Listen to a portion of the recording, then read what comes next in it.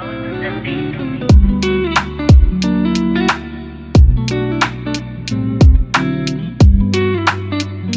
Welcome, beautiful people of all ages, shapes, and colors, to another episode of the Hit Your Free Throws podcast, where we encourage you to stick to the basics.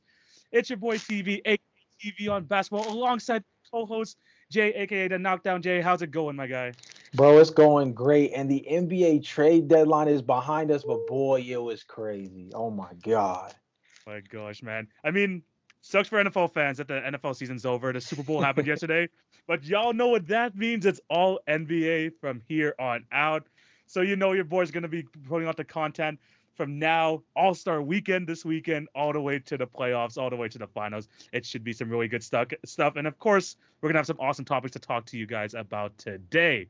But before we get into the episode, we do have to plug our socials. Remember to follow our individual accounts at the Knockdown J, at TV on Basketball, Twitter, Facebook, Instagram. All the links will be down in the description below. And that's for this podcast, the Hit Your Free Throws podcast. Follow us on TikTok and Instagram for daily NBA content. Don't forget to like, share, and subscribe, and leave a review if you're on any of the podcast networks. And if you're watching this on YouTube, we appreciate all the YouTube viewers. Remember to subscribe, like, and hit the notification bell so you will not miss an episode. Every Wednesday or Tuesday, you're going to be able to find our episodes right there. And if you have the notification bell, you won't miss it at all. And of course, if you want to see all of our TikToks and stuff on our Instagrams too, on the YouTubes, we have it on the YouTube Shorts. So be sure to check those out as well. But Jay, we got that out the way. You want to talk some basketball? Yeah, man, we got a lot to break down. We are a little behind the eight ball. Trade deadline was a couple days ago, but stuff is still fresh, bro. Stuff is still fresh in the brains. We got a lot to Yeah. break down. Oh man, I mean, where do we even start with this trade deadline, man? Let's I'm gonna throw it over to you. I mean, there are so many storylines that just come out of this trade deadline alone. I mean, what was the biggest takeaway from you from just this trade deadline? I mean, it was just nuts. Yeah, man. I think that's a great way to get into it is by talking about just what the most impactful storyline of the trade deadline was. And I think it's that the Western Conference is in even more turmoil than it was before. Prior to the trade deadline, things were kind of chaotic, but things were relatively under control. If you look at the standings as of right now, all of the Dallas Mavericks, the Phoenix Suns, and the Clippers all have 31 wins. But the difference between Dallas, who's in the fourth spot, and the Lakers, who's in 13th, is a difference between what, 4 to 5 games? In the NBA, that's putting together one strong week of basketball. You know what I mean? That's Yeah. one good week or two of basketball games to put together a hot streak, and then all of a sudden you're in a different position. Now, I'm not saying the Lakers are going to do all that. We'll get into that a little bit later. Yeah. But what I am saying is the Western Conference was already in position to be one of those down to the wire situations in terms of where everybody was going to be pegged come playoff time. But now, Kevin Durant's back in the West. Kyrie Irving is in the Western Conference. The buyout market has a bunch of guys who are heading over to the Western Conference contenders. You look at teams like the Golden State Warriors, Stephen Curry is injured again. You look at the Lakers, they revamped with their trades that they made, but LeBron James missed his first game after breaking Kareem's record for scoring. Is he going to be a guy that misses some more time due to injury? These are all things that now send the Western Conference in flux. And TV, here are the Denver Yeah. Nuggets just sitting up at the top of the conference, quietly watching all the chaos. Four and a take half place. games ahead. You know what's crazy? You know what's crazy? The Denver Nuggets, their difference between them and the second seed, the Memphis Grizzlies, are 4.5 games. That's the same amount of games. That is between the Dallas Mavericks and the Lakers. That's how nuts the Insane. West is. And Insane, bro. you talked about the West in the massive trades. The biggest one, Kevin Durant. Kevin Durant. Kevin freaking Durant. If last week when we were talking about the Kyrie Irving trade, Sean Marks came out and said, we're not trading Kevin Durant. He is not on the market. But what happened on Thursday at 1 a.m. Eastern? Kevin Durant gets traded from the Brooklyn Nets to the Phoenix Suns in exchange for 4 unprotected first-round picks, Mikal Bridges, Jay Crowder, who eventually ended up on the Milwaukee Bucks, and Cam Johnson. Insanity that this happened. Someone of Kevin Durant's caliber being traded not in the offseason at the freaking trade deadline in the final, 14 hours. Jay, I'm going to throw it over to you. What were your initial thoughts on this trade? And dude, are the Suns back into that top contender seat in the West? Well, dude, first of all, I'm gonna take that second question you asked and put that at the forefront of my answer, which is yeah, I definitely think it vaults them back into contention. Shoot, even Vegas feels so. Yeah. I was looking at the Vegas odds for championship equity this earlier this morning, and basically the Phoenix Suns before the Kevin Durant trade were like at a plus 1100, which Yeah. based on the hierarchy of the championship odds would have put them at like the 10th best odds in the NBA. Now the Phoenix Suns are like second behind only the Boston Celtics in terms of their championship odds.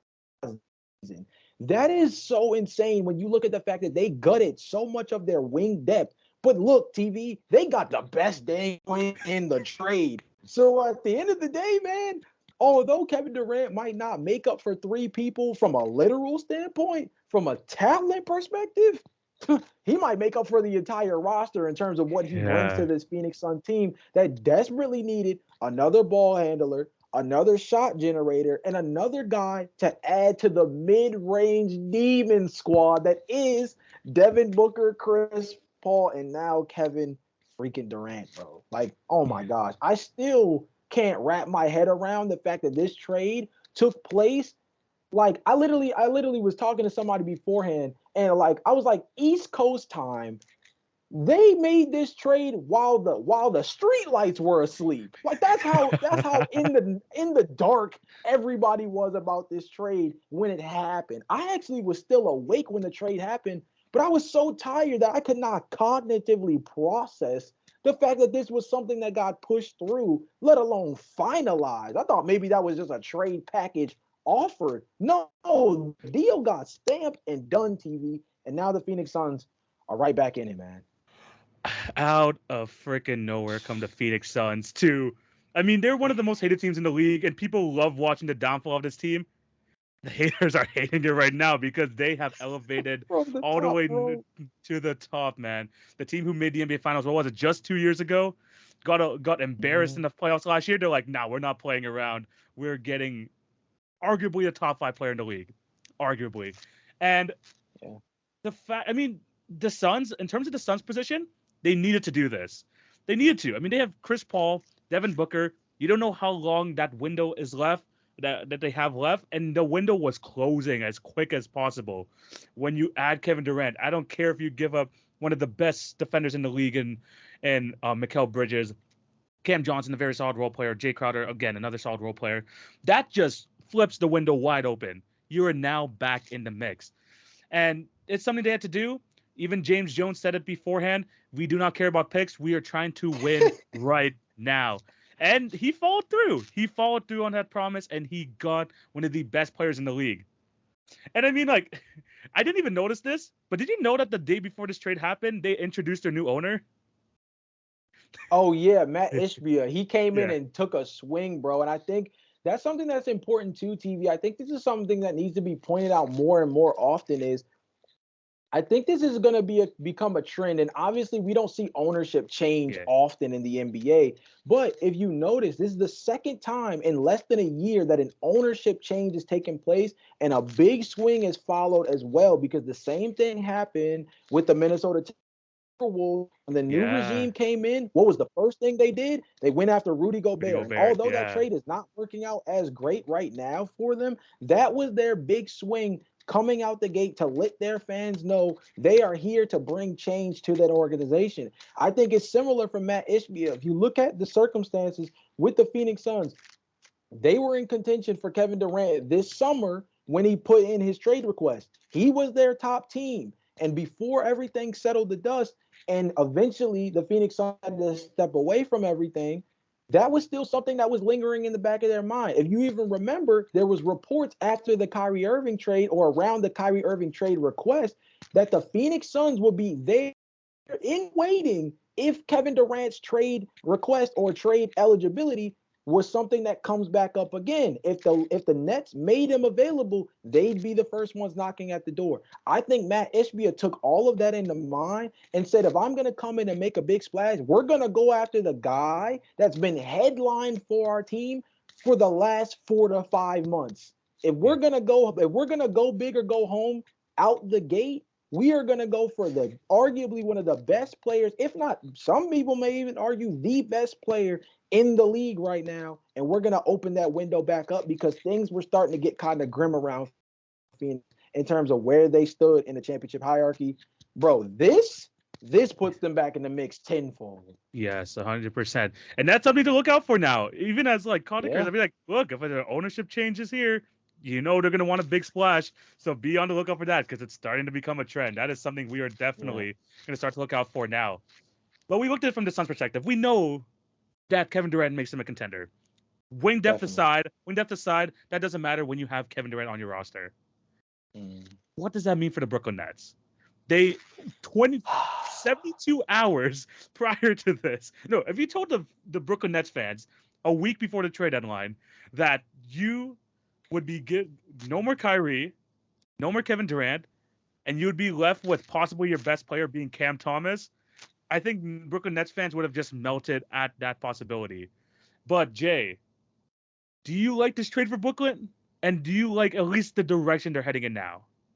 So here's the weird thing about it, TV, is this kind of shows an awkward logic around how they decided to go about this trade deadline. And I think it also gives us some insight into just how blindsided they were by the Kevin Durant trade in a sense, as we were in terms of it actually happening. Because I think if you look at the Kyrie Irving trade and you look at the structure of it, right, they got two rotational players specifically in Spencer Dinwiddie to cover as a starting guard for them. That covers up for Kyrie Irving. And you grab a guy in Dorian Finney-Smith who many were discussing. We even mentioned this when we discussed the Kyrie Irving trade. Dorian Finney-Smith was a guy that Kevin Durant was a big fan of. He's a 3-and-D wing. These are two guys that they picked up as a part of this trade that seem like they help you in a win-now scenario next to a Kevin Durant, right? So then for that to be followed up 24 to 48 hours later with a Kevin Durant trade kind of almost comes off as a blindsiding that makes you look back on the Kyrie Irving trade and ask yourself, was sending him to Dallas actually the best trade package if they knew that Kevin Durant was also going to be traded in the process of all of this? So I think that goes to show you that they were just as blindsided as we were, that they even needed to make such an exchange with the Phoenix Suns in the first place.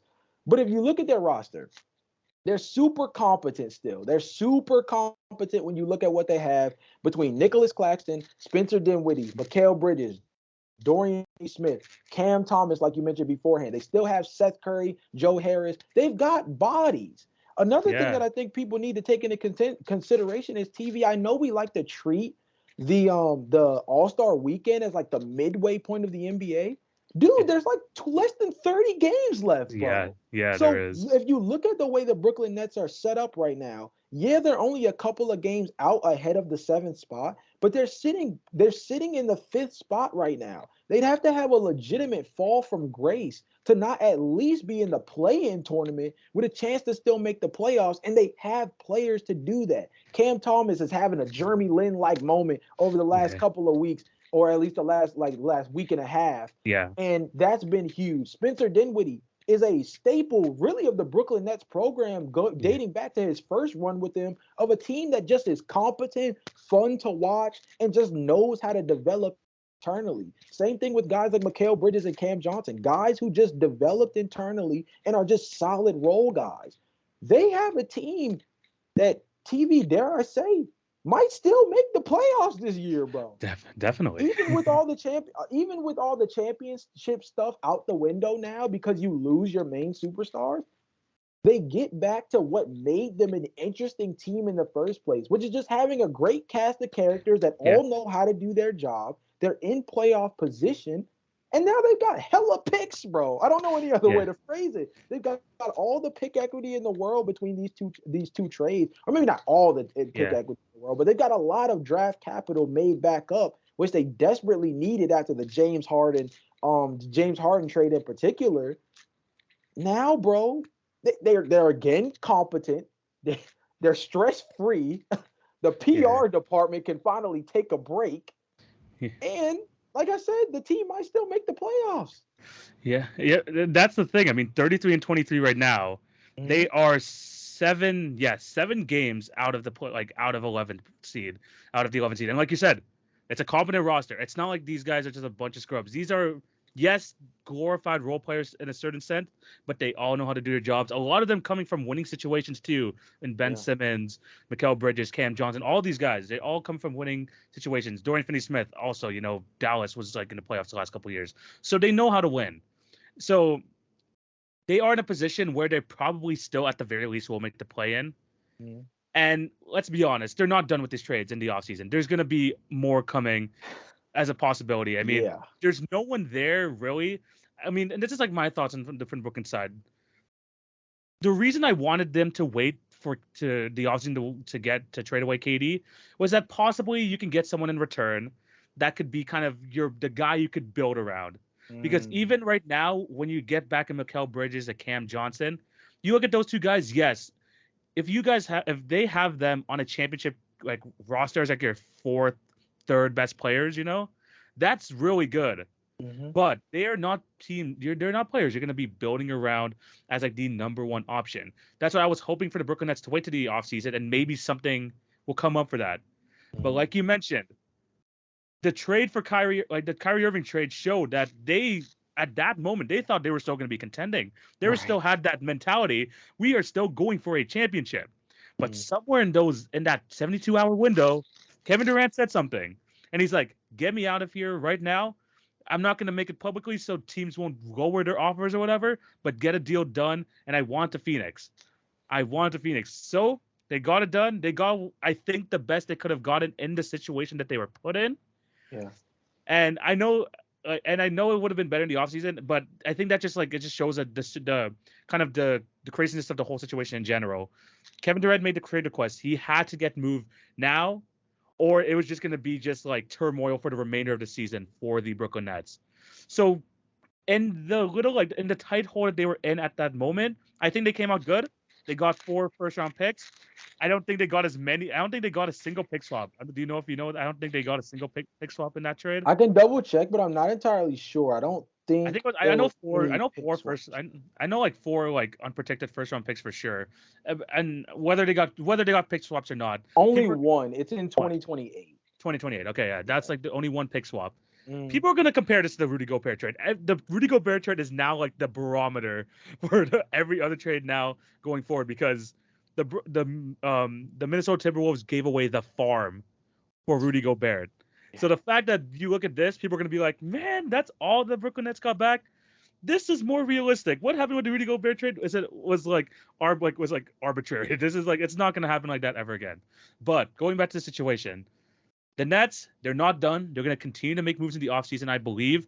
Someone like Mikal Bridges, I think, shouldn't be really a part of this rebuild. I think him being a part of maybe like being a fourth or third guy on a championship or a playoff contending team would serve him much better. And let's be honest, they can get another maybe 2 or 3 first-round picks for him come the offseason as well. So I don't think the Brooklyn Nets are done. In terms of their playoff chances, I would like to say that there is a chance that they fall out like completely, but like you said, with less than 30 games left, that's looking less and less likely, especially because it's not there's not really a scrub on that team. It's just a bunch of solid players that will get you wins.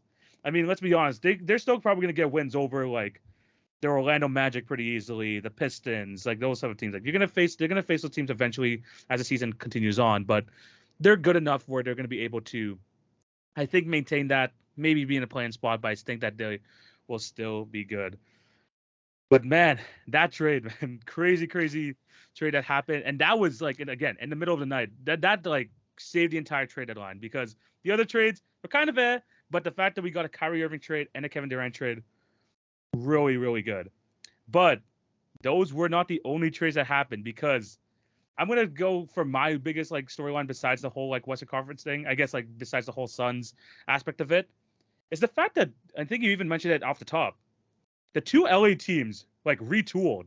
They like looked at their roster and was like, we need to like change things up, and we're going to have to like do something different going into like the latter half of the season.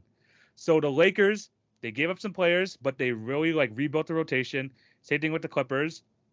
I guess starting with the Lakers, they got rid of Patrick Beverly and Russell Westbrook, but in return, they got D'Angelo Russell, Mo Bamba, Jared Vanderbilt, and Malik Beasley. Jay, do you think? I mean, they gave away 2 guards. They got back more like better rotational players. Do you think the Lakers actually came out good here? I mean, like, we were dissing Rob Pelinka in the past, but I think like he kind of made up for it here. Yeah, man, I think that's a good point. I think he's done some solid work over the last, couple of days. I think the Patrick Beverly from Mo Bamba trade was kind of weird because I think that especially in the playoffs, if that's what they're pushing for, Patrick Beverly just is more serviceable for what they need to do. He's a scrappy perimeter defender. He can shoot the three a little bit. Mo Bamba is still kind of like improve it mode. And he's still a guy that I guess gives them solid rim protection. Sure, you can play Mo Bamba next to AD, so Anthony Davis can technically play the 4 since he wants to play the 4 so bad. All that crazy stuff. But I think you get a competent lead point guard, a real lead point guard in D'Angelo Russell. You get a knockdown shooter in Malik Beasley, and you get a big time perimeter defender that's a big hustle guy in Jared Vanderbilt. I think of all the guys they picked up at this trade deadline, Jared Vanderbilt might actually be the most important, not because of his ability to like play next to Anthony Davis or anything like that, because I'm not really sure how that pairing works together. But Jared Vanderbilt gives them this kind of rough-nosed defensive identity, or at least helps contribute to that in ways that he did with the Minnesota Timberwolves next to Patrick Beverly beforehand. I think those were the 2 guys that helped spearhead what made Minnesota so good defensively last year.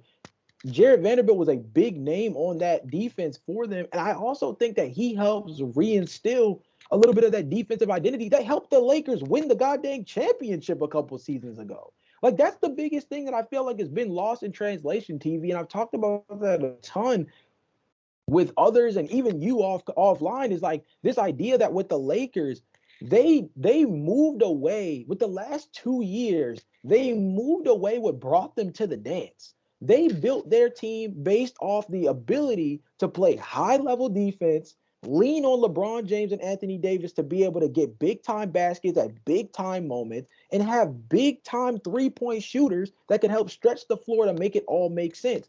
And they moved away with that in hopes of giving more ball handling responsibility to other guys outside of LeBron James to give them a break, is what they said, and things like that. No, you know how you build your team? You give LeBron James shooters, you get Anthony Davis healthy, and you play defensive oriented basketball. I think Jared Vanderbilt might actually sneakily be the biggest part of this trade for what he brings to this team from an identity perspective. Now, I wish they would have kept Patrick Beverly as well, because I think them being reunited would have really souped things up. But nonetheless, I just think that I definitely think they improved. And we talked about it on the last episode. This kind of where I want to pass it to you is, I got to admit, you had a lot more faith in them going into this trade deadline that they were going to do something to keep themselves close in the mix. They're 5 games back of being a legitimate playoff spot. And they made a move that does help them improve in a forward-thinking manner that not only helps them potentially push for the playoffs this year, but they do have some contracts coming off the books. They can still make a run at a big-time free agent this offseason if they feel so inclined to. Yeah, I mean, to be fair, I mean, like, I think you mentioned it last week. We just didn't know what the trade packages was going to be for Westbrook, because once Kyrie Irving was off the market, what was left there for Westbrook? And to be honest, I said that. I mean, my trade idea was Russell Westbrook, 2 second-round picks for like Malik Beasley, Mike Conley, and whatever the Utah Jazz want to send over. And I was like, that's probably what they're gonna have to do. They came out better, man. They came out even better than that. They only gave up the 2027 first-round pick, and they got back D'Angelo Russell, Vanderbilt, and Malik Beasley. So they addressed like areas of their team. They got the Westbrook replacement. They got the extra shooting. They got the defense. For Rob Pelinka, I'll give you a round of applause. You actually like made a very smart move without having to give up all your assets. So good job on Rob Pelinka there. Russell Westbrook, wherever he lands, we're gonna have to wait and see. I think that'll definitely be something we talk about once it does happen. But I think Yeah. in terms of the Lakers, they sit 13th place right now. LeBron James is injured, which kind of like really like at least we have the All Star weekend to kind of give him some extra rest or whatever. But we're gonna have to wait basically till post All Star game to see how this team fully like we know what this team is all about. I think now with the Mhm. Utah Jazz out of the mix, I mean the Thunder occupy a spot in the play-in tournament right now, which could still be a Right. possibility. But the Lakers, they look good enough to at least give themselves a chance. They give themselves a Yeah. chance. They have the offense now. They finally improved their defensive, the defensive side of the ball. I think they got a real shot.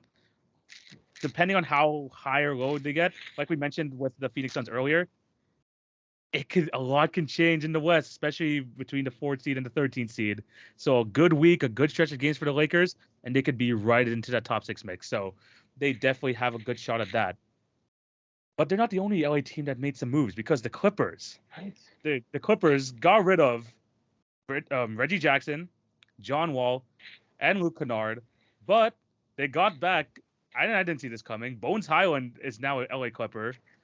Eric Gordon returns to the team where he was drafted to, and they bring in one of the best centers in the league, Mason Plumlee, over over into their rotation. Let's go, the Plum Dog in LA. You love to see it. The Clippers, man, they made some moves. I mean, the point guard position has been really underwhelming for them this season. They thought that maybe they can revive John Wall's career there. That really wasn't the case. But now they got maybe some like they got rid of some of those like iffy guys on their roster, and now you have some guys in Bones Highland, Mason Plumlee, and Eric Gordon who are just like solid. They're a bit more stable at that position. Like, what do you think of the Clippers additions? I think the biggest thing with the Clippers is they're doubling down on the things that they know make them play the best, right? I think they understand that they're a team that plays best when they're 5 out. Mason Plumlee is kind of more of an insurance policy. If I'm being real, I really think guys like Ivica Zubac and Mason Plumlee for this team are just meant for throwing a couple of center-sized guys at Nikola Jokic whenever that time comes. Because we got to be honest. At the end of the day, when you look at the Western Conference, they've still got some of the better center groups in the NBA. When you look at Denver with Jokic, obviously. You still have Phoenix, who has a really solid guy in DeAndre Ayton. He hasn't been playing up to snuff this season, but he's still a guy you have to watch out for. You do have an offensive-centered guy offensive-minded guy, I should say, in Christian Wood, who can have himself a game here and there as well. You look at the makeup of the Western Conference, there's a couple of bigs that you just want to be able to throw a big body at. Nikola Jokic being obviously the tippity top of that in terms of having center sized guys. But outside of that, they just added to their wing depth. Aaron is another guy who can step out on the perimeter, be a little burly, guard heavy, be a little bit strong bodied as a perimeter defender, but also can handle the rock a little bit, can shoot the ball a little bit, can give you a point night here and there if you call on him to do so. Bones Highland kind of fits into the mold of what the Clippers are kind of just into nowadays. They've had Jamal Crawford, before. They've had Lou Lou Williams Will. in the past before. And now you get another guy who a lot of the comps are to those two in Bones Highland as another guy that kind of fits that mold of a dude who comes off the bench just as an electric scorer and gives them another dude who gives them a change of pace from what they're used to from their starting lineup. You also really can't sleep on the fact that they're one of the leading teams in contention to pick Russell Westbrook up off the waiver wire. And if that ends up being something that happens, the main teams that are in conversation, if I'm not mistaken, are the Clippers, the Miami Heat, and then my dang Chicago Bulls. Yes. I think if you are Russell Westbrook, if you are Russell Westbrook or Russell Westbrook's management, this is what you have to tell yourself. You are going into a contract summer. You have 25 to 30 games to prove to whoever that next team is that you are worthy enough of being put on to a long-term contract. Even if that's 2 more seasons of potential guaranteed money, you are playing for your basketball lifeline because your stint with the Lakers sullied your name. Let's be real. If Yeah. you're the Russell Westbrook camp, you're looking at the PR product of what happened with the Lakers, and you're saying our brand is as low as it can get for a guy of this talent. So I need to find a place where I can maximize the ability that I provide for any championship caliber team, and I need to produce now for a championship aspiring team with hopes of making the postseason and maybe even make some noise in the postseason to reestablish some of the value around his name.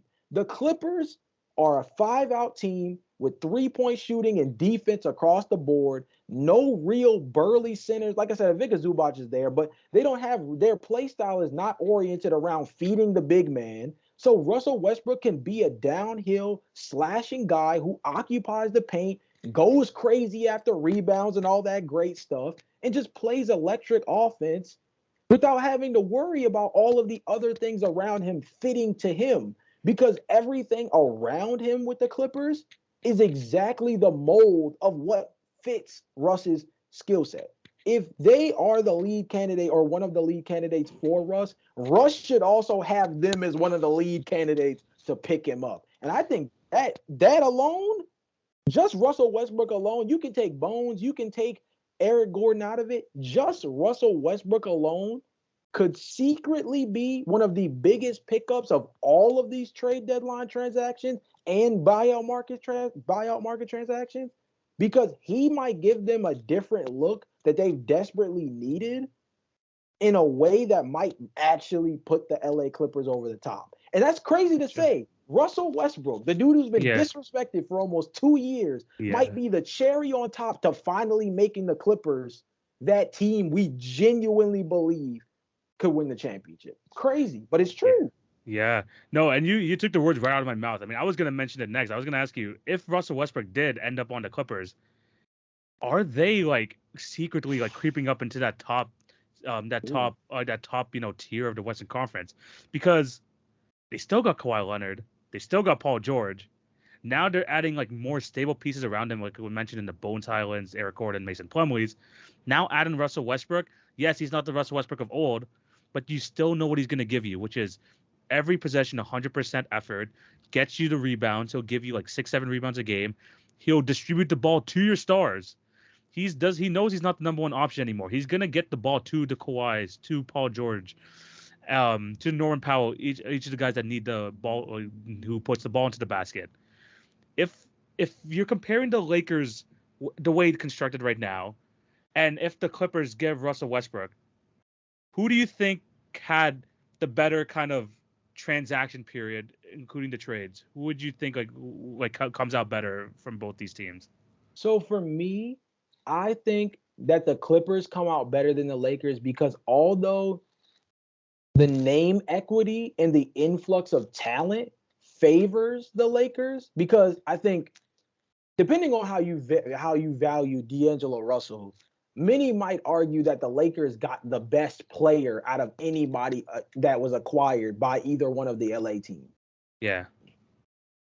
Some might make the argument that D'Angelo Russell is the most talented player of everybody that was acquired between the Clippers and the Lakers. But then when you look at how they fit into their respective rosters, I think that you could say the things that the Clippers did suits more of what they do than what the Lakers did in terms of what they're trying to do. For the Lakers, they're still trying to establish an identity of what that brand of basketball even looks like. They went this entire year where it's either AD or bust or LeBron or bust. And even sometimes they still lose. Hence, LeBron James and the Lakers still losing in that game against the Oklahoma City Thunder, despite LeBron James taking headlines by obviously passing Kareem. But for the Clippers, they got a bunch of guys that legit fit into what they do. And I think it expounds upon what they're trying to develop as this 5-out, paces space. Everybody can shoot. Everybody can defend. We got another big body in Plumlee, like I said, as just another, hopefully, Jokic stopper. If not a stopper, at least a deterrent, right? Because it's freaking Jokic. I think that you just look at what they're doing. The biggest issue for both of these teams is that they're both struggling with continuity issues. Yeah. That's really the big thing, is that they're both struggling with continuity issues. But you got less than 30 games left. People going to have to play because the West is too tight for them not to, number one. And number two, we're getting close to where things are going to really matter. 7-game series are around the corner, TV. And that means that continuity is going to be key.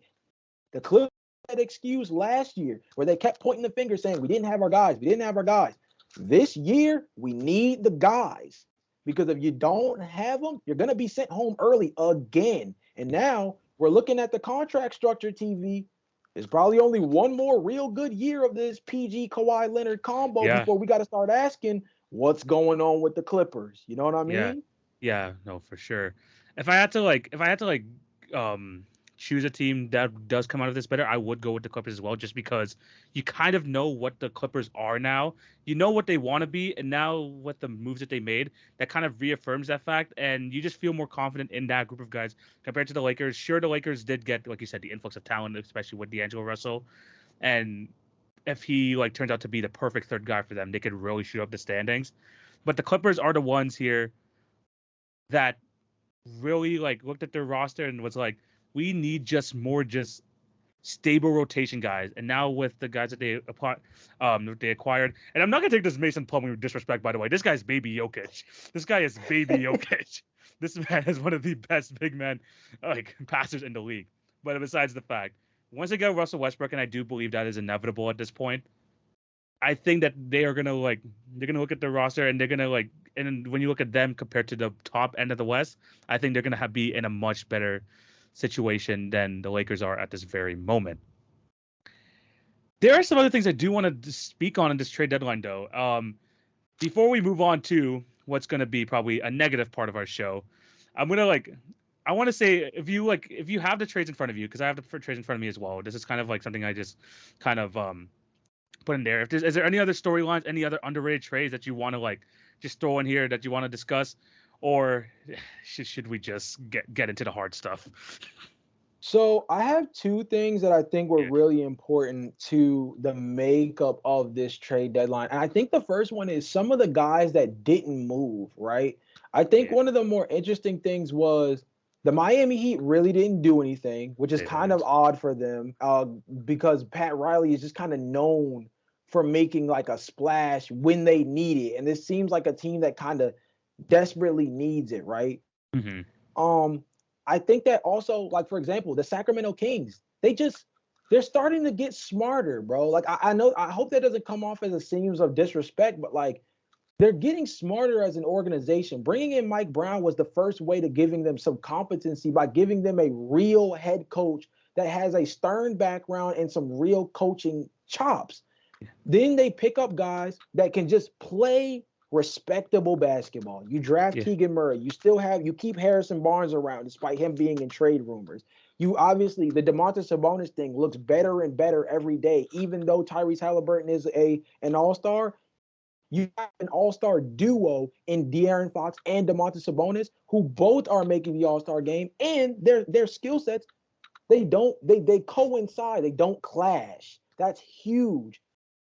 Throw on top of that, Malik Monk has been huge. Kevin Huerter might be like one of the best off-season signings in recent memory. When you talk about what he's just been able to bring to this team as another sniper to give them some kind of floor spacing. So I think you put all that together, you get the right coach, you bring the right mindset in, you got the players bought in, and now you're smart enough to realize your team is third in the West. They haven't been this close to making the postseason in almost 20 years.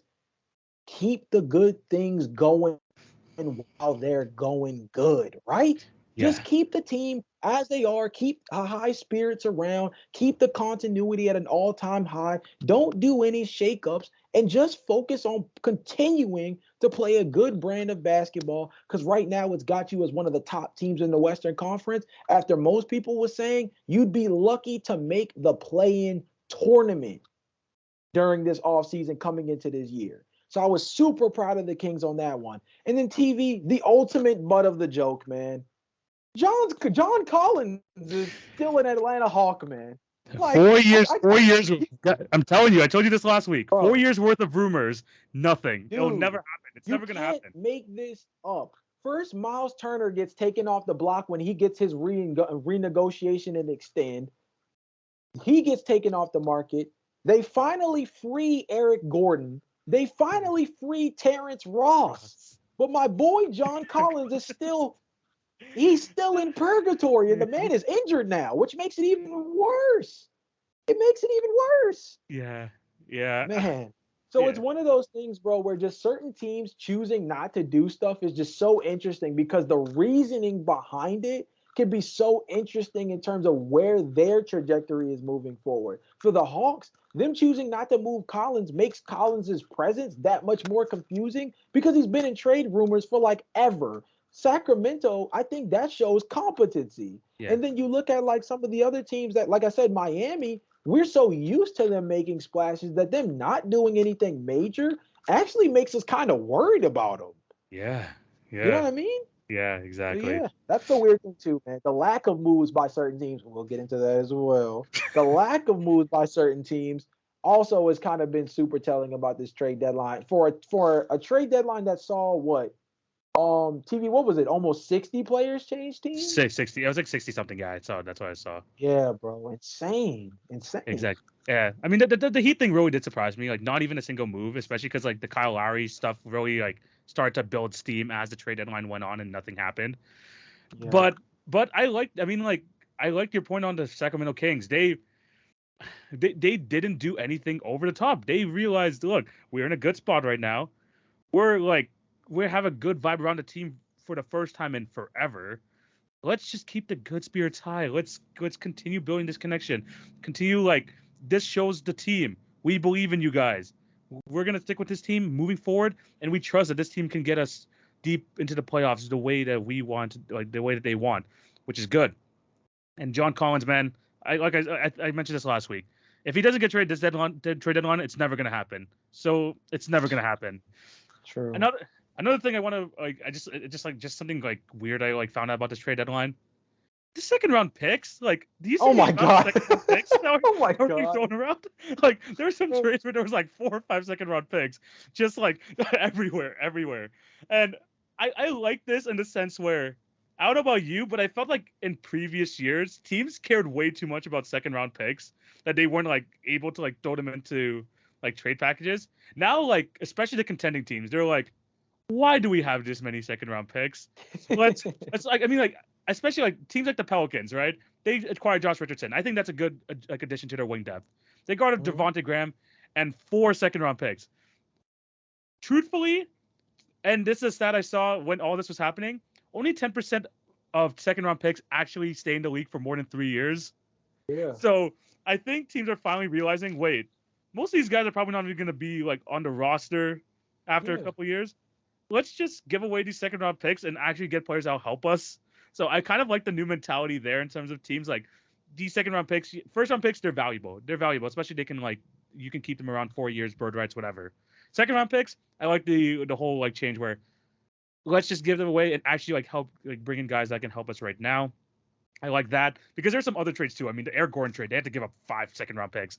The Milwaukee Bucks gave up 5 second round picks to get Jay Crowder. I just kept looking at Just out here building elite G League teams. That's, it. that's pretty much what's going on right now, man. It's just, I mean, because you got to look at it. I mean, you make a great point, bro. Especially like that 10% stat, I think is huge because when you look at it, not a lot of guys picked up in the second round are rostered. The best case scenario for a lot of guys, they get significant two ways, right? I mean, that's like one of the main things that kind of ends up working in the favor of the second round picks is they get this ability to play in the G League and potentially be signed to different teams off two-way contracts and different stuff like that. But other than that, the second round picks is that's the NBA's version of a flyer mile. That's their way of giving a guy who Yeah, might not be able to get picked up in the top 30 for this, that, or the other reason, an opportunity to make the league or make a push for the league through this opposite medium of maybe having to work a little bit harder than a first round pick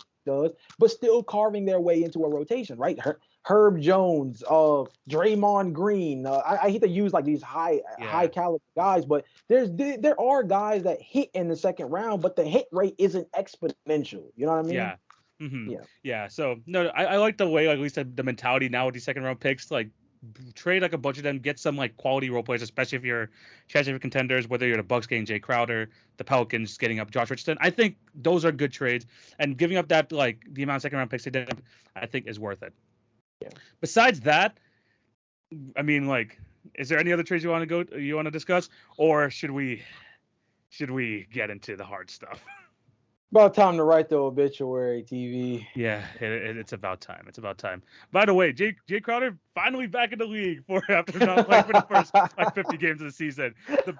The return everyone was waiting for. Jay Crowder back on a basketball court. Do you see the tweet he did like after the trade happened? He's like free from the shackles or whatever. Oh my God, get a load of this guy, bro. Yeah, he's gonna be serviceable for the Milwaukee Bucks though. Don't sleep. He's their PJ Tucker replacement. He's definitely their PJ Tucker replacement. He gives them shooting, defense, a hard-nosed identity. He's going to want to guard the better wings in the Eastern Conference. He's going to be another guy you can throw at a Jason Tatum, at a Jimmy Butler, at a Jaylen Brown. Yeah. He adds to the defensive versatility of the Milwaukee Bucks, and they already have one of the better defensive units in the league with Giannis, Chris, Drew, and Brook Lopez. They've got Bobby Portis coming off the bench as a big-time guy who can score the ball at a high rate. Milwaukee did get better. I know Jay Crowder might not seem like a crazy name, especially because he hasn't played basketball this season. But if he can come back and produce the way we've seen him in years past, Jay Crowder has helped some teams get over the hump. The Miami Heat with Jay Crowder made the finals. The Phoenix Suns with Jay Crowder made the finals. I'm not saying the Milwaukee Bucks are going to make the finals, but adding Jay Crowder to your roster definitely helps improve those chances. Oh yeah, no, 100%. And plus he's a reliable 3-point shooter as well, which the Bucks sorely need at this very moment. Definitely. One more thing quickly before I talk about my Raptors. Furkan Korkmaz requested a trade. He didn't get traded. Oh my God. And he didn't get traded, which is the most hilarious exchange ever. We cannot underplay how stupid of an exchange this was. That not only he thought that putting a trade request in was even smart, but then thinking he had actual trade value enough to put the trade request in pen to paper is even more idiotic. But look, bro, player empowerment at its finest. At its finest. You can get Kevin Durant requesting a trade, and you can also get players like Furkan Korkmaz. But let's move away from the trade deadline and all the moves that happened and go to, again, moves that did not happen. Because both me and Jay's teams, the Raptors and the Bulls respectively, made minimal to little moves. I think one move between two teams, Jay? Between our two teams? One move between the both of us, TV. I don't even know. I mean, like, I'm introducing the topic, so I'm gonna let's throw it to the Bulls fan. What happened?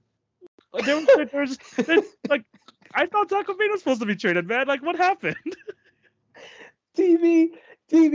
Honestly, bro, the funniest part about the way you passed it over to me is that encapsulates every Bulls fan's feelings on this situation in unison.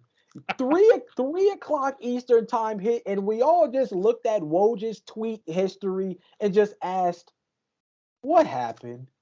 Because genuinely speaking, TV, we talked about this last week.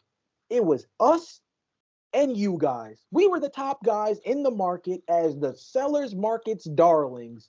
We both had at least 3 to 4 guys on the trade block that you can make an argument would all garner at least one first-round pick for opposing teams to be able to acquire. For me, for the Chicago Bulls, we had Zach LaVine, DeMar DeRozan, Nikola Vucevic, Alex Caruso. Kobe White was even on the trade block, bro. Kobe White was even on the trade block for us. That falling through to the point that we did not make a single move. TV, the lack of direction by the Bulls this season has been probably the hardest part about following this team. Even harder than the product on the floor, because I think that we've definitely underachieved. There's no way in the world any Bulls fan is willing to lean on the ideology that not having Lonzo Ball has hurt us this much for us to fall from grace in the Eastern Conference this badly. Lonzo Ball's injury is that level of an impact. He is a huge loss for us, but he is not bottom of the Eastern Conference huge loss for our team. So for us to go into this deadline, Bulls fans in unison, just desperate for something to indicate what we plan on doing moving forward. I think all Bulls fans can agree that when we look to Arturas Karnišovas in this trade deadline, we just said, look, bro, we don't care what you do. Just do something that tells us what we're going to do.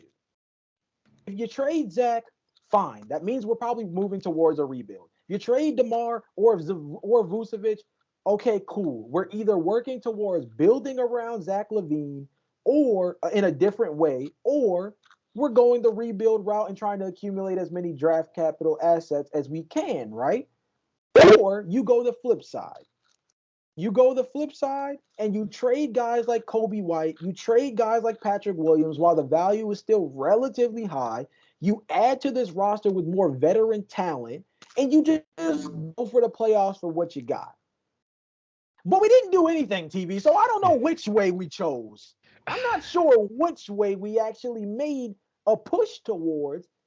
And that's super frustrating when you look at the team. You look at the lack of productivity this year. You look at the rumors that say DeMar DeRozan and Zach LaVine are now having an internal disconnect. After last season, both of them were brothers in arms saying they were probably the best all-star duo in the league. You got disconnects between Zach LaVine and Billy Donovan that's been spanning back to like earlier this season when I think Billy benched Zach during a game towards the back half of a game. That disconnect is started. You're alienating the young guys because dudes like Kobe White, Ayo Dosunmu, and Patrick Williams are seeing less on-ball opportunity, which is stunting their growth. We're looking at a situation, and Nikola Vucevic has to be paid this summer. That's like, oh my God. And based off the reports, we want to extend him. We want to sign him back. And the cherry on top of it all, TV, is I read something earlier this morning that said it is practically inevitable that Zach LaVine is going to be moved to the New York Knicks this offseason in exchange for draft capital and RJ Barrett. TV, if we were going to do that, why the heck didn't we just do it right now while the possibility of getting the best versions of the New York Knicks draft picks is right now, and we get a half a season to see RJ Barrett in a Bulls uniform as opposed to picking him up and having to loop him in with Patrick Williams and Kobe White and everybody else we're developing over the course of a year where we got to now figure it out on the fly.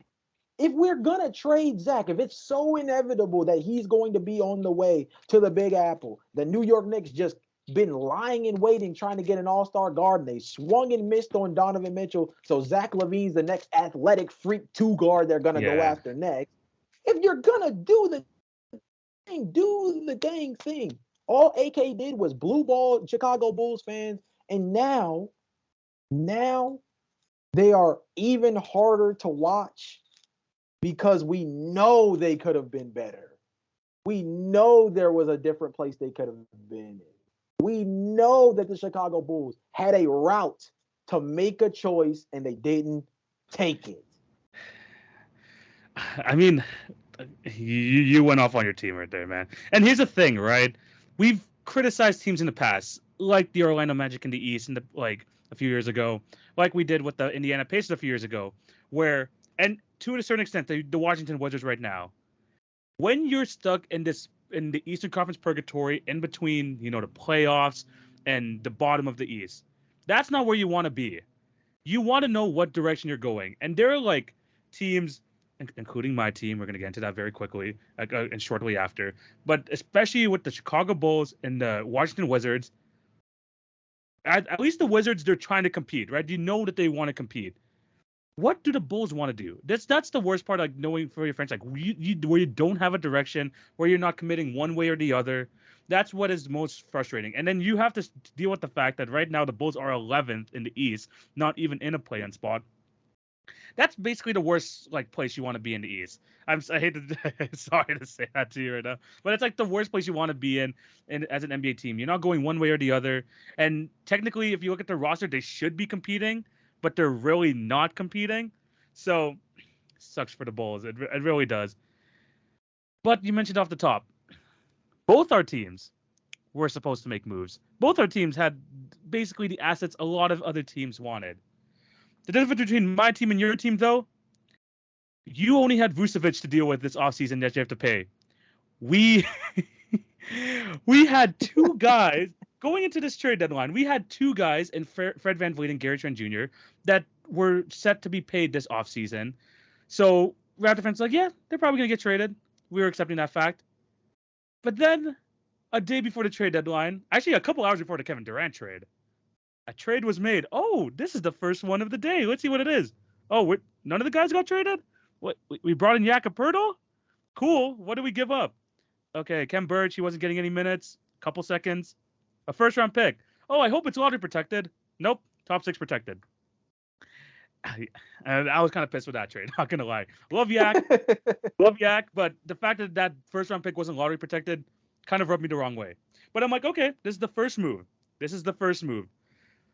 Waiting at the computer all day. Waiting for it. Just like you, Jay. We were both in the same position. We were waiting for that timeline to just say Bulls or Raptors. 3 p.m. hits. Everyone is still on the roster. Everyone. I made a TikTok on the Hit Your Free Throw podcast page, and there was a perfect picture where the 4 guys in Gary Trent, Fred VanVleet, Siakam, and OG were all in the picture. And the fact that there's each of them still have that same uniform on today is annoying as heck. And I just don't know what Masai's doing. The biggest thing with the Raptors is that we trust Masai. He's the one who made the Kawhi Leonard trade. He made so many trades in the past to make us that championship contender. And he has said multiple times in seasons prior, we don't want to be middle ground. We're either one way or we want to be championship contenders. Well, if you're looking at the Raptors roster right now, where they're mid at everything, one of the worst teams in shooting, which we did not address whatsoever in that trade deadline, we have that. We have one of the worst isolation teams in the league, and you come out and do nothing? You come out and say, oh, we weren't actually trying to make trades. We want to gauge the market. We wanted to see what other teams valued our players. And those trades that we had here? They're going to be available in December. What do you mean?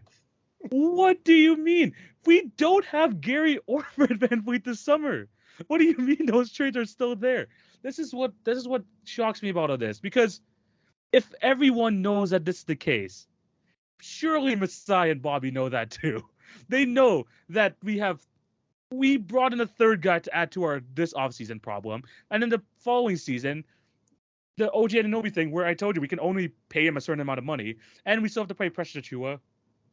What is happening? Why are the Raptors sticking to mediocrity? We are 10th. I made fun of the Bulls for being 11th. Oh, we're not much better. We gave up a 15-point lead to the Jazz a couple days ago, and we beat the Pistons by 1 point. We beat the Pistons by 1 point. That's how this week has been going for us, and we're 10th. Why are we setting for mediocrity? Why are we still in the same spot as we were a week ago, when there were clearly issues that we were going to have to deal with in the offseason, this offseason and next, and you made it even harder for yourselves? And for what? To keep this core? I know Masai loves his guys. I mean, half the Raptors, like most of the Raptors, they're like Masai's babies, like the OGs, Fred, Siakams. Not so much Gary Trent Jr., but those type of guys. Those are the guys that he loves to like say, those are his guys. Sometimes you gotta, your babies grow up. You gotta kind of just, you gotta let them go. You just gotta let them go. Let them be their own people elsewhere. But the fact that Masai is keeping his babies hostage, the fact that this is all still happening right here, right now, I don't know what to say. Jay, as an outsider, please enlighten me. Why did the Raptors do nothing? Just why? So, TV, I think this is unfortunately, and I talked about this beforehand, that the parity within the league this year has created a level of delusion across the league that has kind of empowered certain front offices to believe more in their guys than maybe they should. And TV, we even talked about this last episode about the value of some of these guys and how certain guys are maybe much more valued than they probably should be, or much more valued internally than how they're viewed by the rest of the NBA, right? I think that's why, even for example, you look at a guy like John Collins. For Landry Fields, he's made it openly clear that he feels as though John Collins is a high commodity and he's a plus asset to any team that trades for him. Most of the teams on the trade market looking for John Collins are looking for a redemption project and at bare minimum, a salary dump. Two totally different philosophies on how they feel about John Collins. I think a similar thing could be said about guys like OG Anunoby, Fred VanVleet, Gary Trent Jr., and even Pascal Siakam. I think that when you look at those guys, a lot of people would say they garner 2, 3 first round picks. But maybe only one of those guys is really worth that kind of draft capital, right? Maybe only OG Anunoby, when you factor in his age, his contract, and his potential upside, is the only guy that you should really be willing to give 2 or 3 first round picks for. When you look at the fact that Fred VanVleet could leave your team this offseason, the fact that Gary Trent Jr. could leave your team this offseason, the fact that Pascal Siakam might not be able to be the driving force for a championship contending team, right? For a team that's a championship contender, they might be willing to trade first round picks, but they might not have more assets aside from those first round picks to bunch together to trade for Pascal Siakam. But a team that's looking just to get into the playoffs might not be willing to give up a ton of draft capital to trade for Pascal. So the contenders don't have enough young guys, and the teams that have a bunch of young guys don't want to give up the draft picks. So there's kind of this disconnect in terms of the value of these guys across the league compared to what Masai Ujiri thinks of them. I think that's probably what honestly made them harder to trade was I think the value internally by the Raptors was just miles and miles ahead of what everybody else thought would be the willing and, let's say, fair trading price for anybody that was going to be going for the Raptors guys. Now, the get Caperto part, dude, the only way I can make sense of it is if they thought that they weren't going to trade anybody, their only other route was to be better. Because the other route is because outside of getting Jakob, because at least your franchise can say you did something. Because see, that's the thing. You guys are in a weirder circumstance because even Jakob Poeltl needs a contract. Yeah. At least you can sit there and determine who you want to pay, who you don't want to pay, and this offseason can be a big teller as to what you guys want to do. DeMar DeRozan still has time on his contract. Zach LaVine still has time on his contract. Alex Caruso still has time on his contract. Lonzo Ball still has time on his contract. Nikola Vucevic sounds like he's getting a contract. Yeah. So I think that if anything, Jakob Poeltl was a move that was like, all right, if we're not moving on from anybody, then I guess we're going to have to get better because we can't stand pat. Yeah. At least, I mean, they addressed the need. I will say that. If I had to say one thing about the Raptors, they did address a need. They got a traditional center, and now hopefully there are less ISO plays, and hopefully we could just get better on off-ball screens, so we don't have to do those ISO plays as much anymore.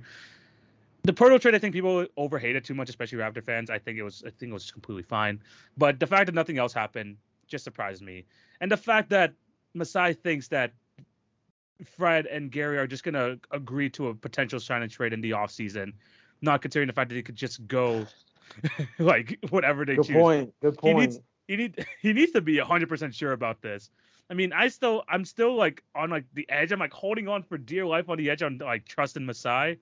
But you're making it harder every year. He's making it harder and harder for us every single year.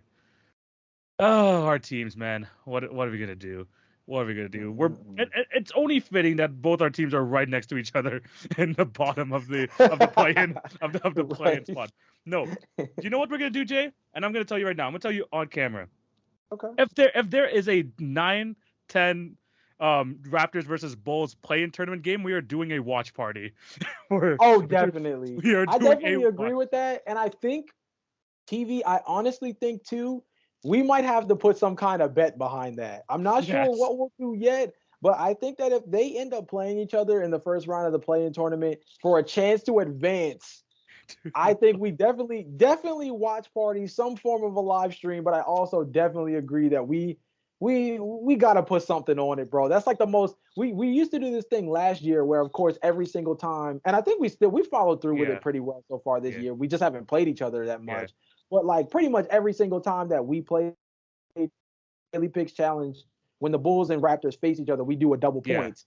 Well, if they face each other with a chance to make the playoffs, we might have to put some fire behind that. Yeah, maybe some sort of like on-show punishment or something like that. But we'll have to wait and see. It just feels like it just feels inevitable. It just feels too close for comfort. I have a feeling there's a damn good shot. There's a damn good shot that's gonna happen for the first playing game in the East. So let's see what happens when it gets close to that point. But I don't think it's gonna move. We're not gonna move much further. Let's be completely honest. So it's definitely a real possibility. But yeah, let us know down below your thoughts on the trade deadline.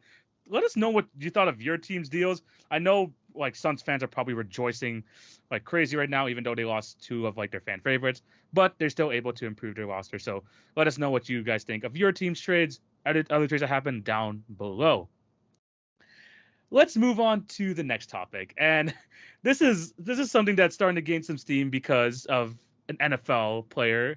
If Arian Foster, former NFL running back, went on a podcast and basically said that there was a script every season for the NFL season, and obviously people knew that that's kind of BS. That's kind of stupid. So people started making up their own scripts. NFL players started like making fun of it, and I've seen so many just funny memes around just the script of the NFL season, which is great.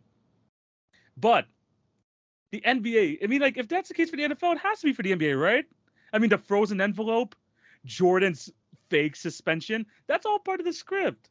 It's all part of the script. So what we're gonna do here, me and Jay, we've come up with two each of like different like scripts that we want to see after this trade deadline that we think is like just perfect, just like written in stars, like Hollywood movie type thing.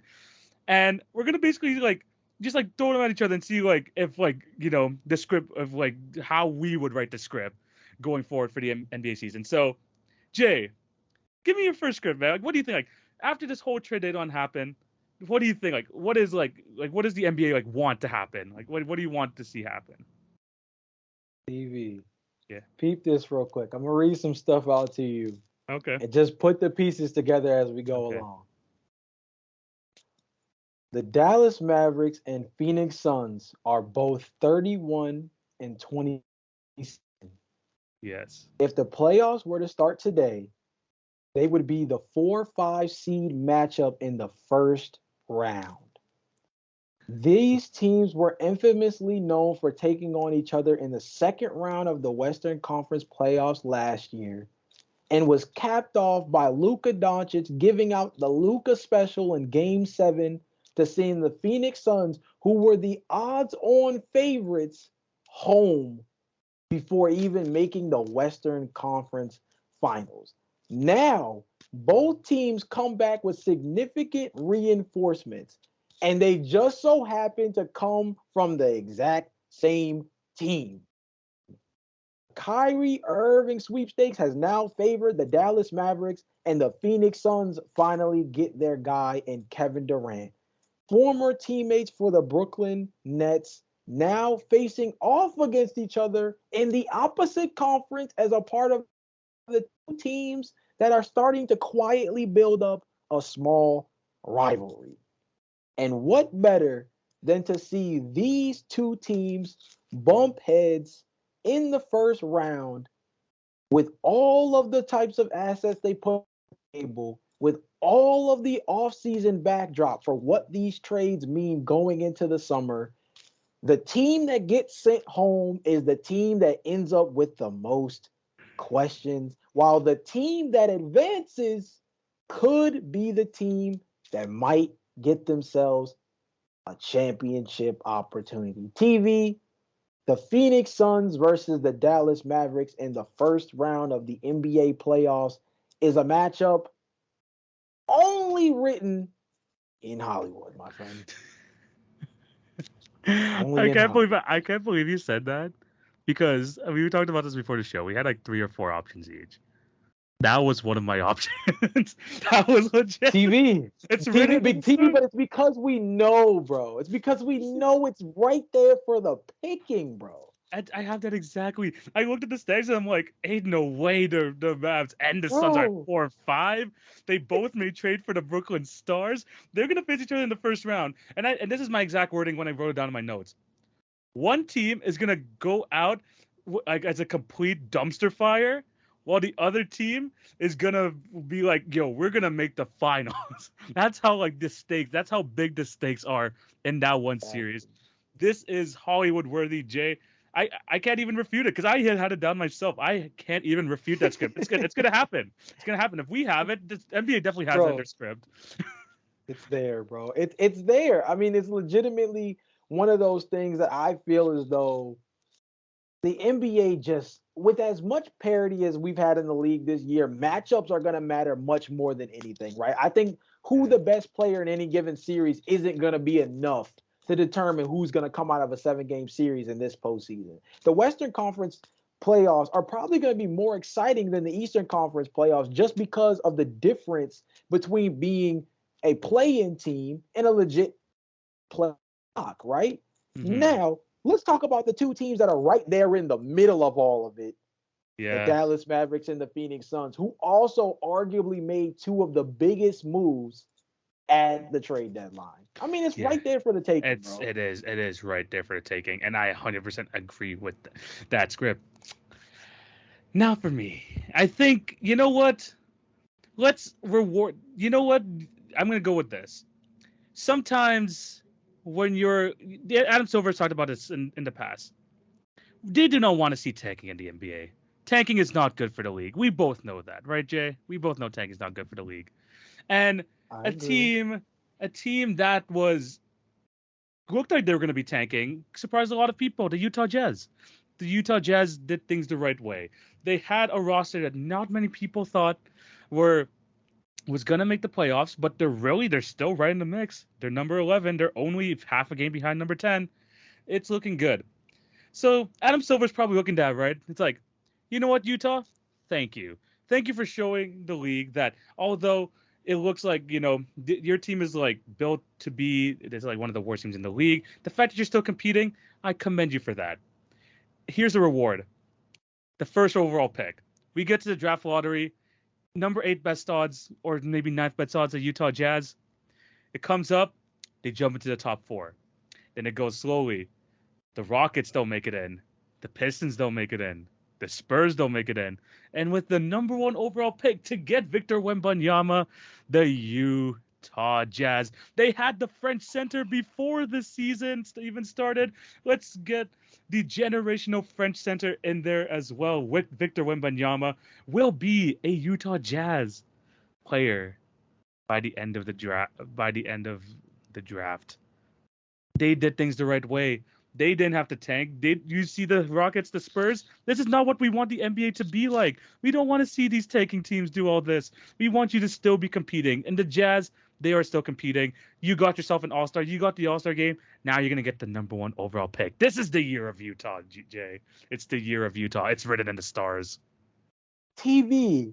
Dude, you just blew my mind with that one. I gotta Yeah. really commend you for that Yeah. because it's funny that you went that route because that was kind of the exact opposite of what my next storyline was, Yeah. which was still Victor Yeah. Wembanyama, which is the funny part that we Yeah. both were thinking the same thing.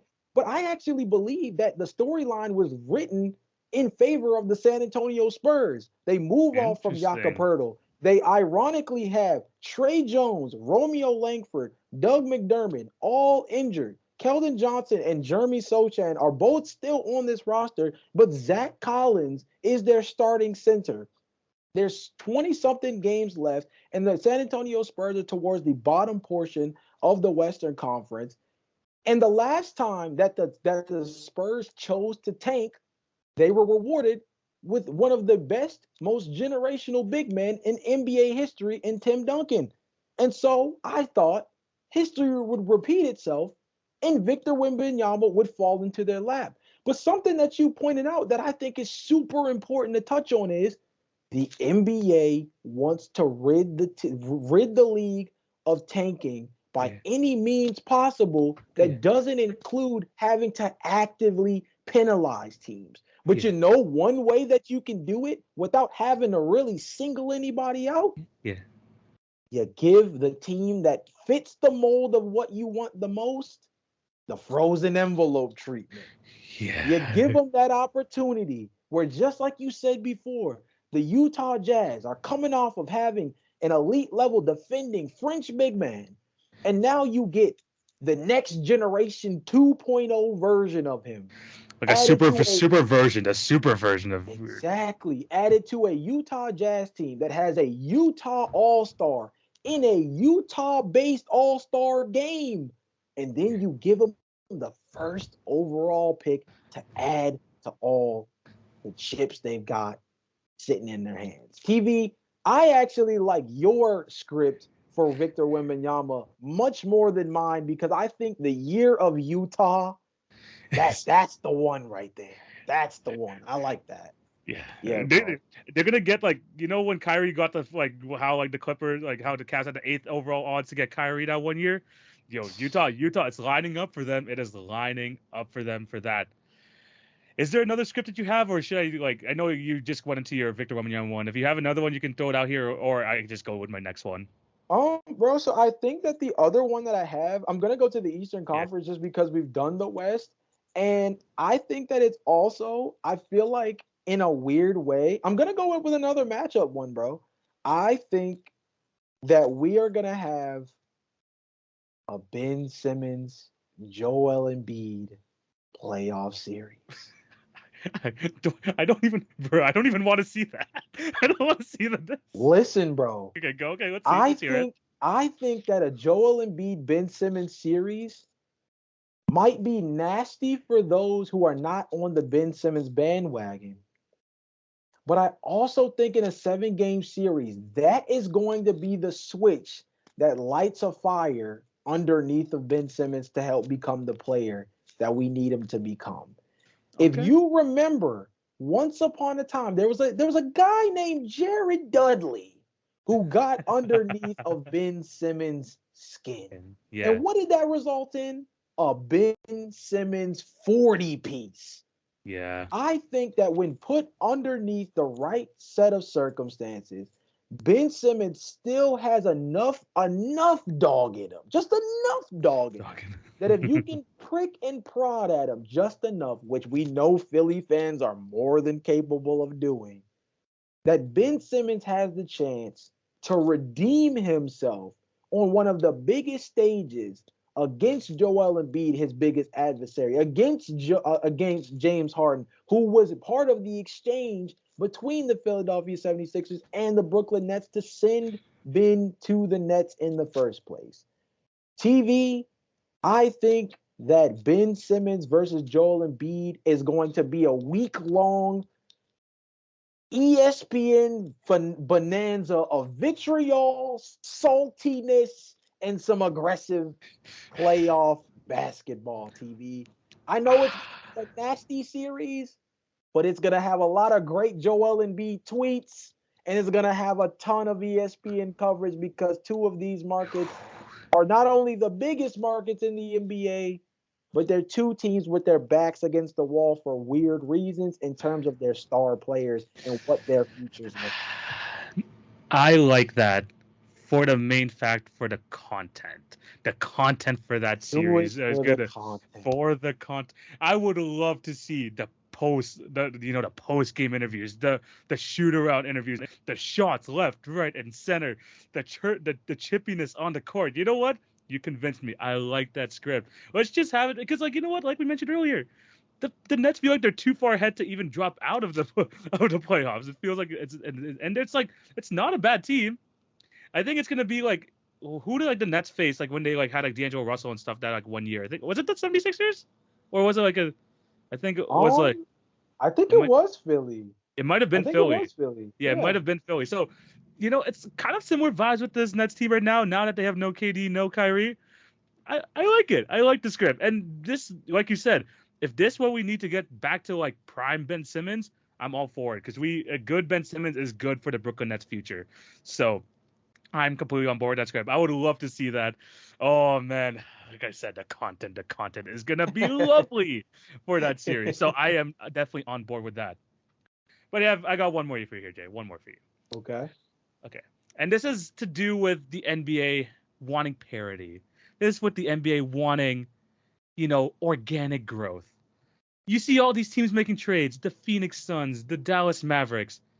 what if I told you that the script says none of them make the conference finals? And we talked about this team and like earlier we're commending them for not making a trade. The Sacramento Kings have not made the playoffs in 16 or 17 years.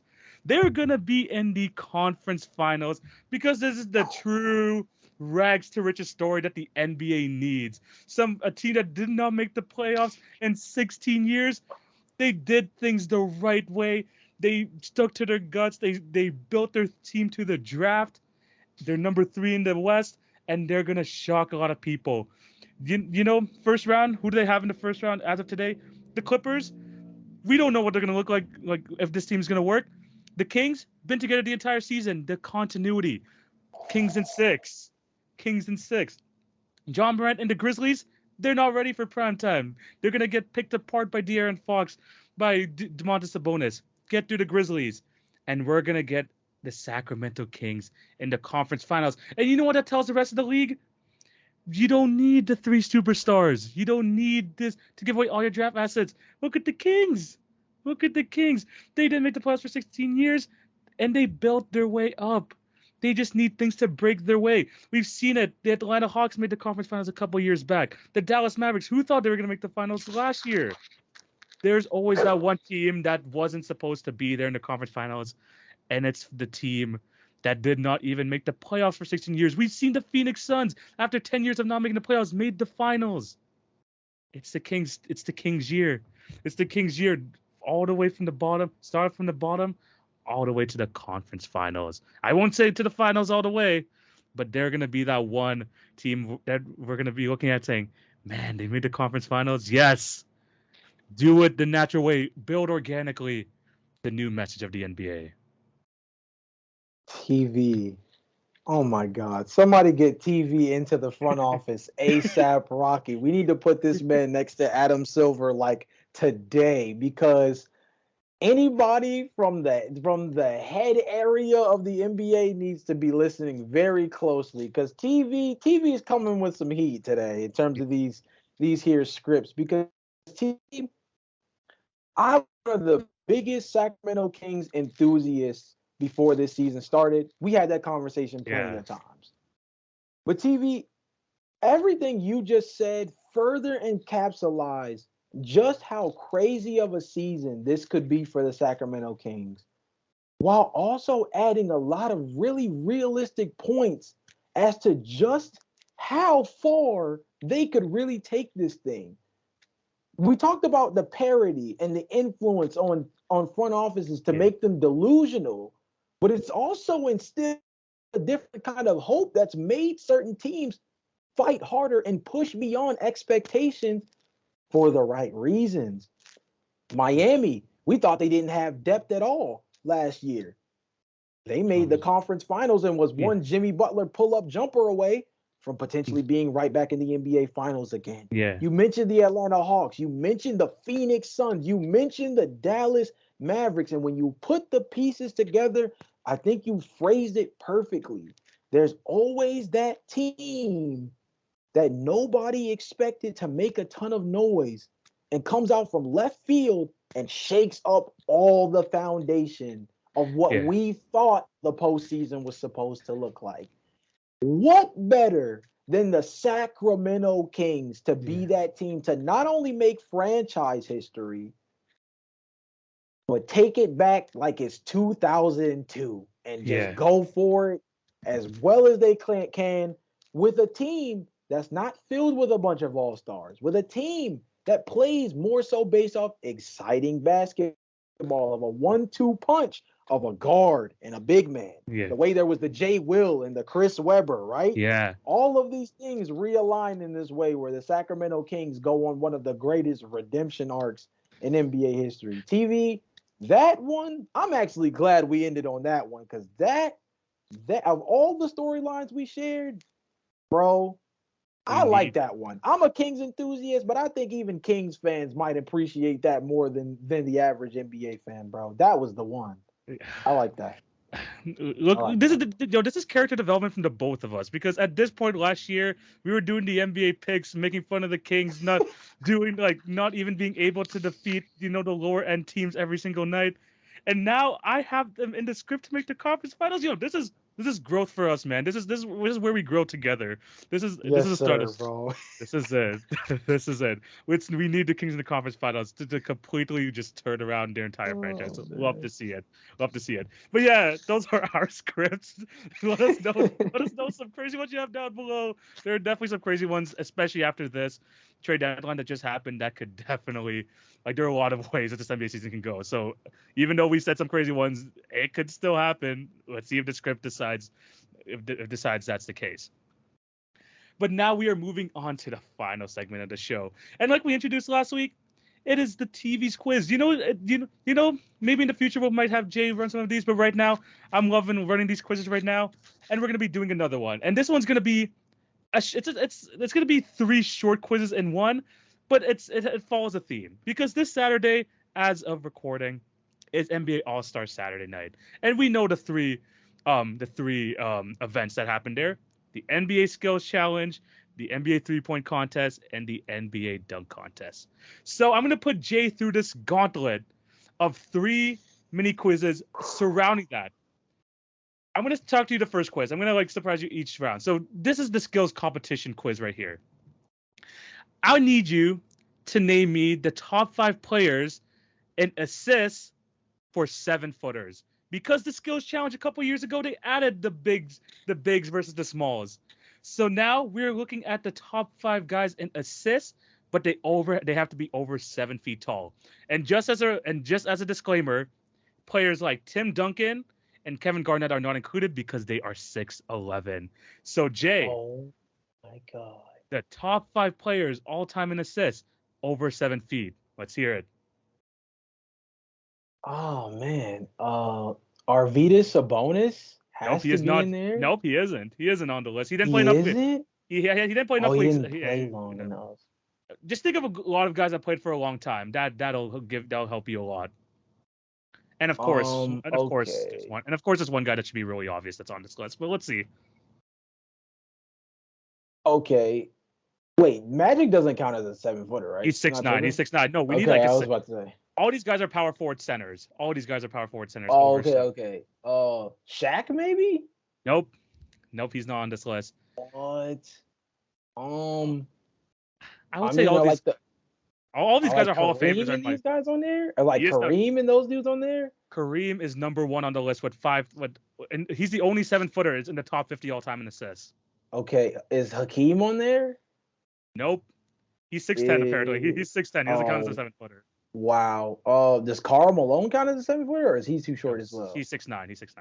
Oh my gosh. These are over 7-footers. These are all like Hall of Fame players. These are all Hall of Fame level players, though. I'll tell you that. Oh my god, And bro. one current player is on this. One I current. think Nikola Jokic? He's number 5. He Okay, cracked I the was top. about to say that's like in the bag. That's like one of Okay. those. It's like he's got to be Yeah. on there. Yeah. So yeah, Jokic is number 5. Kareem number 1. You just need 2, 3, and 4. Oh my god, you said they're all center size though, but they can play power forward or center. And you said Tim Duncan and KG on there. Yeah. All these guys are 2 of them are known for scoring. One of them scoring a lot, and one scoring in a more unconventional way. Is Wilt one of them? Wilt is number 2 all time for over 7-footers. Oh my god, that's insane. Not really much of a passer, but wait, so is Bill Russell on it as well? No, he's 6'9". He's 6'9". Oh my god. Oh yeah, that's right. He was just like technically out of position for his entire career. Yeah. 2 guys. Oh my god. These last 2 guys, dude, these are 2 of our guys in our era. Like, these are like kind of where we grew up watching basketball. These are the guys that were like running the league. One of them even played for your team for a short period of time. He played for your team a short period of time. Both of them are European. I'll tell you that too. That's a massive pin. Both are European. Oh, European. Okay, I was about to say. I was like Joakim Noah. That can't be the case. No. He did play next to Joakim for a short period of time on that team. He did? What the? Oh my God! It goes to tell me what kind of Bulls fan I am, because I can't think of any European big men that's not Nikola Mirotic punching folks in the face. Same country as Nikola Mirotic, though. One of this. Is he Spanish? No, he's not Spanish. He plays in the Spanish league, right? Oh no, he plays in the Spanish league. No, but okay, he's Spanish. I'll give you Oh, that. snap. Oh, yeah, he was broke back. You're talking about Powell. Okay. Pau is number Yeah, 3 Pau all Gasol, time. that's a good one. Yeah, yeah, yeah. He should Yeah, definitely be up there. That's true. I just forgot that he was on our team like late. That's why I was like, oh snap. yeah. And Okay, then you this said there's other guy, one more? one more guy, and his like he had a signature move, kind of like Kareem. He had like a signature move, and he just a big hit here. He just got a statue outside of his team's arena. Dirk? Dirk, number 4 all time in assists for Wow. over See, that's another guy I 7 footers. wouldn't associate as like a big time passer though. That's Yeah. crazy. Yeah, he's number 4 all time. So Okay. Jay gets past the skills challenge now. We are gonna move on Whew. for the 3-point competition, level 2 here, Jay. And I'm gonna keep it a lot more Hmm. simple. You should get this pretty quickly. Top Okay. 5 3-point shooters of all time. You should get this pretty quickly. Top 5 Okay, so 3-point. we got Curry, Curry. Yep. Clay. Clay's not in the top 5. Oh no, he's not top five. That's right. Yeah. He's just top five Yeah. shooter in terms of Yeah. Curry, Yeah. Ray Allen, Yep. Reggie Miller. He's 4th. There's someone in 3rd. He's, didn't like James Harden He's recently number pass him? 3. He's number Yeah, 3. yeah. I remember seeing that. And then Yeah. and then we're talking fifth. Number 5. This guy, that's Oh, all he did. That's all he did. But he made shooting fun, especially like in the mid 2010s. He made shooting just fun to watch. He was like must watch TV.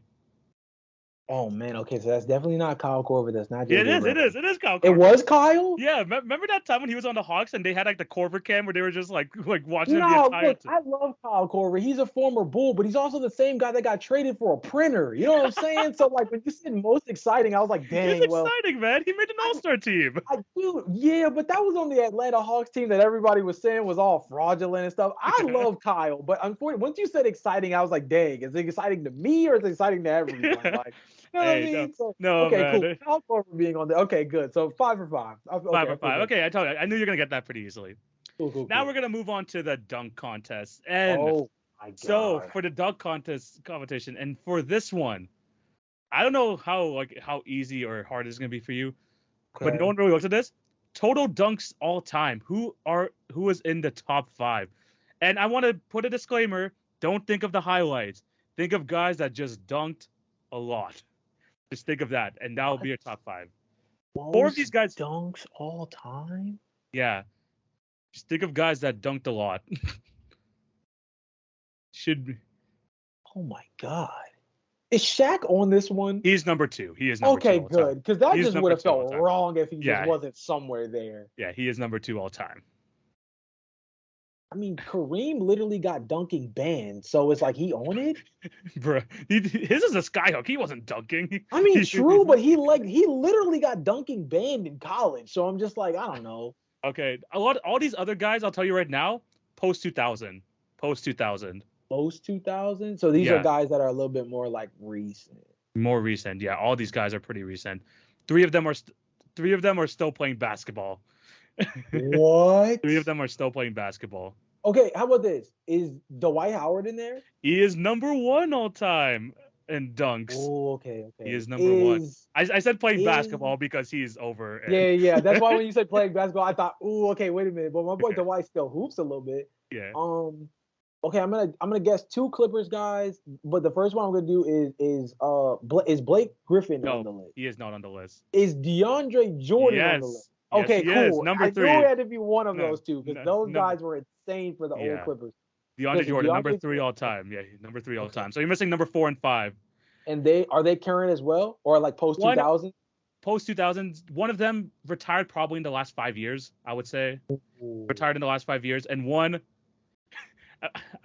I want to give you a hint just because like you'll find him in other top 5s. You'll find him in other top 5s for sure.